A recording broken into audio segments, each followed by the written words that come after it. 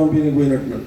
చెప్పిన చైర్మన్ గారు వచ్చిండ్రు, ఎవరెవరైతే కళాకారులు పనిచేసిండ్రో కిషోర్ అన్న కూడా చెప్తా ఉన్నాను నేను, ఎవరెవరు ఉద్యమాల్లో పనిచేసిండ్రో నీకు బాగా తెలుసు. కళాకారులందరినీ సమన్వయం చేసినావు, ఆ రోజు ధూమ్ధాములు పెట్టించినావు, ప్రతి కల్చరల్ ప్రోగ్రాంలో ముందున్నావు, నడిపించినావు, గద్దరన్నకు కుడిపుసంగా ఉన్నావు ఆ రోజు. ఇవాళ ఈ కళాకారులు ఒరిజినల్గా పనిచేసిన అక్కడక్కడ డూప్లికేట్ ఉంటారు, నేను కాదన్ను, కానీ అందరిని కలుపుకపో, లిస్టు తయారు చేయి.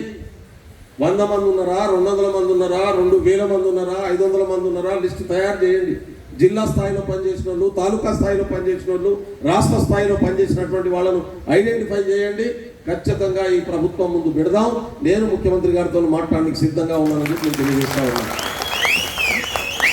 ఇది చాలా స్పష్టం. ఎందుకంటే ఈ ప్రభుత్వం ప్రజల ప్రభుత్వం, ప్రజల కోసం పనిచేసే ప్రభుత్వం, ప్రజలు చెప్పినట్టు వినే ప్రభుత్వం. ఒక్కొక్కసారి మేము తీసుకున్న నిర్ణయాలు ప్రజలకు నచ్చకుంటే దాన్ని విత్డ్రా చేసుకుంటున్నటువంటి పరిస్థితి ఉంది. మీకు తెలుసు, మన విద్యార్థులకు ఎగ్జామినేషన్ నోటిఫికేషన్లు ఇస్తే మాకు ఎగ్జామ్ మధ్యన గ్యాప్ కావాలంటే స్వయాన డిప్యూటీ సీఎం బట్టి విక్రమార్క గారు పబ్లిక్ సర్వీస్ కమిషన్ చైర్మన్తో మాట్లాడి పోస్ట్పోన్ చేయించినటువంటి విషయం. ఇది ప్రజాప్రభుత్వం. అంతకుముందు మంత్రులను కలిసే అవకాశం లేదు, మాట్లాడే అవకాశం లేదు. నిన్న ఒక కళాకారుడు చెప్తా ఉన్నాడు, నాకు నిజంగా ఆశ్చర్యం అనిపించింది. నిన్ననే మన 9 మందిని పిలిపించి నేను భోజనాల ప్రోగ్రాం పెట్టుకున్నా, సన్మానం పెట్టుకున్నా. అందరు వచ్చి రాడ విననమా లేకుండే. అయితే సూర్య వచ్చిండు, ఇద్దరిని పిలిచిన, ఆమె రాజమండ్రి ఉంది, ఆడికే చక్కగా ఇడికే వస్తుంది మీ దగ్గర.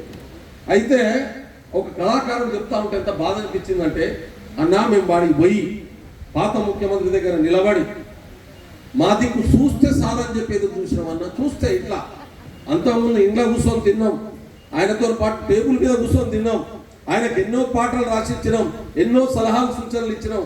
కానీ ముఖ్యమంత్రి అయిన తర్వాత మా దిక్కు చూస్తే చాలు, ఇట్లా చూపు పడితే చాలు, చూస్తే కళ్ళకి వెళ్ళి కళ్ళు పెట్టి ఎప్పుడు ఏం అడుగుతారో అని చెప్పి చూడడానికి కూడా నేర్చుకోలేనటువంటి పరిస్థితి అన్న మాది అని చెప్పుకోవచ్చు. మా దిక్కు చూడలేనటువంటి పరిస్థితి. ఎమ్మెల్యేలు, ఎంపీలు, మంత్రులు, ఇవాళ మీకు ఆ బాధ లేదు. మీరు ఏ ఎమ్మెల్యే దగ్గరికి కనబోండి, ఎంపీ దగ్గరికి కనబోండి, మంత్రి దగ్గరికి పోండి, ముఖ్యమంత్రి, డిప్యూటీ సీఎం ఎవరిని కావాలంటే వాళ్ళని కలవచ్చు, వాళ్ళకి మీ బాధలు చెప్పుకోవచ్చు, మీ కష్టాలు చెప్పుకోవచ్చు, వాటిని పరిష్కరించుకోవచ్చు అనేటటువంటి స్పష్టమైనటువంటి క్లారిటీ ఈ ప్రభుత్వం ఇచ్చింది, పనిచేస్తున్నటువంటి పరిస్థితి ఉంది. అందుకనే కళాకారులకు గతంలో జరిగిన అన్యాయాన్ని తుడిచేసి న్యాయం చేసే బాధ్యతను ఈ ప్రభుత్వం తీసుకుంటుంది అనేటటువంటి విషయాన్ని నేను చాలా స్పష్టంగా చెప్పదలుచుకున్నాను. ఇప్పుడే డిప్యూటీ సీఎం గారిని కలిసి వస్తా ఉన్నాను నేను. ఆయన చాలా బిజీ ఉన్నాడు, మాట్లాడి వస్తున్నాను అన్న. నేను ఎడిగిపోతున్నా అంటే ఎడికి పోతున్నా, కలవబోతున్న వాళ్ళకు. ఆ రోజు కిషోర్ నా దగ్గరికి వచ్చిండు, విషయం చెప్పిండు. మరి మంత్రులు కూడా వస్తారట, ఆ మంత్రులు ఎవరు వస్తారో నాకైతే తెలియదు. నేనైతే చెప్పబోతున్న వాళ్ళకంటే గో హెడ్ అని చెప్పిండు ఆయన, స్పష్టంగా చెప్పిండు, గో హెడ్, మనం ప్రజల కోసం పనిచేద్దాం, ప్రజలకు సర్వస్వం త్యాగం చేసి వాళ్ళ కోసం పనిచేద్దాం. మిత్రులారా, మీకు కూడా ఒక కోరిక కోరదలుచుకున్నాను. కిషోర్, నువ్వు బాధపడవద్దు. నేను ఒక ఆదివాసీ బిడ్డను, ఆదివాసీ కాంగ్రెస్కు నేషనల్ వైస్ చైర్మన్. పాటల పల్లకిలో అద్భుతంగా ఉంది, 32 గంటలు అద్భుతంగా ఉంది, దగాపాట కళాకారుల డప్పు మూత అద్భుతంగా ఉంది, పిడికెళ్ళు మహా అద్భుతంగా ఉన్నాయి. కానీ ఈ రాచరికకు అంతకంటే ఏం చెప్ప, మా సమ్మక్క సారక్కలను చంపినటువంటి వాళ్ళను నేను సహించాను, నేను యాక్సెప్ట్ చేయాలి.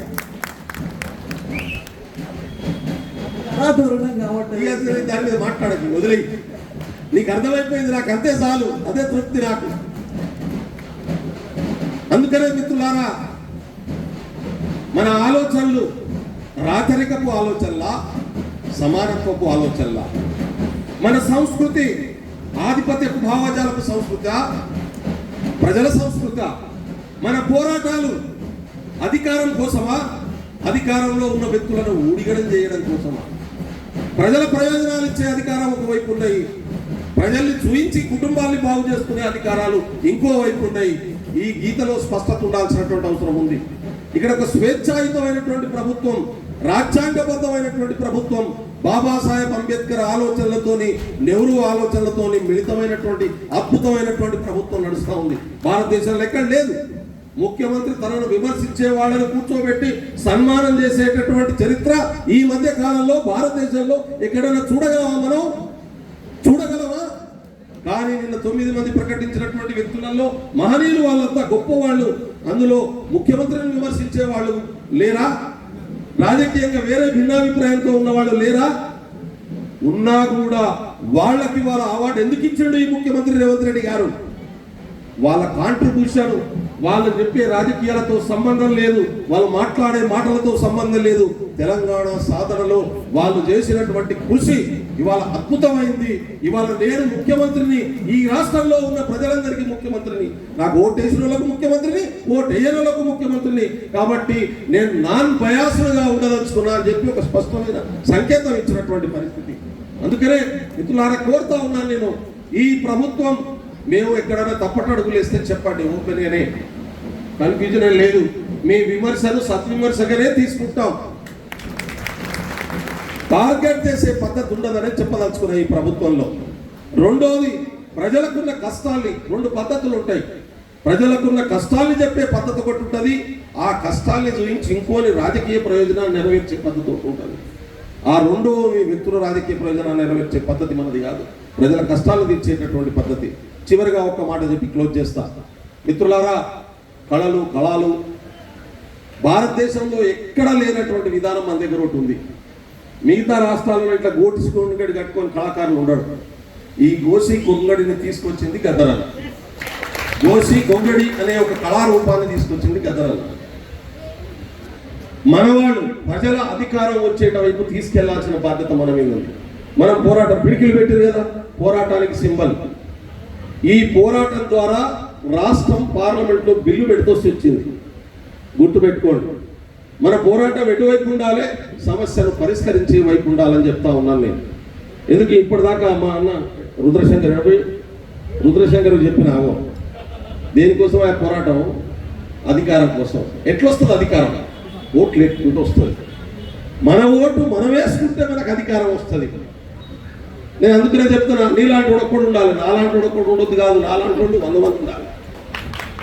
అసెంబ్లీలో, పార్లమెంట్లో, చట్టసభల్లో ప్రజల పక్షాన కొట్లాడేటటువంటి వాళ్ళు 100 మంది పార్లమెంట్లకు, అసెంబ్లీలకు పోతేనే, వాళ్ళ నాయకత్వంలో ప్రభుత్వం ఏర్పడితేనే వాళ్ళు ప్రజలకు న్యాయం చేయగలరు. ఎందుకు రేవంత్ రెడ్డి గారు చేస్తున్నారు, కేసీఆర్ గారు చేయలే? ఎందుకు చేయలే? ఇదే రేవంత్ రెడ్డి గారు తెలంగాణ ఉద్యమంలోనే లేడని చెప్పి తిరుగుతున్నటువంటి పరిస్థితి ఒకవైపు ఉంది కదా. కానీ రేవంత్ రెడ్డి గారు తెలంగాణ ఉద్యమకారులను ఫోర్ఫ్రంట్లో ఎందుకు పెడుతున్నాడు? ప్రజల సంస్కృతికి ఎందుకు ప్రాధాన్యత ఇస్తున్నాడు? ఒక ప్రజాస్వామ్య వాతావరణాన్ని ఎందుకు ఏర్పాటు చేస్తా ఉన్నాడు? ఇది ఆలోచించాల్సినటువంటి అంశం. ఇది ప్రజల మధ్యకు తీసుకోవాల్సినటువంటి బాధ్యత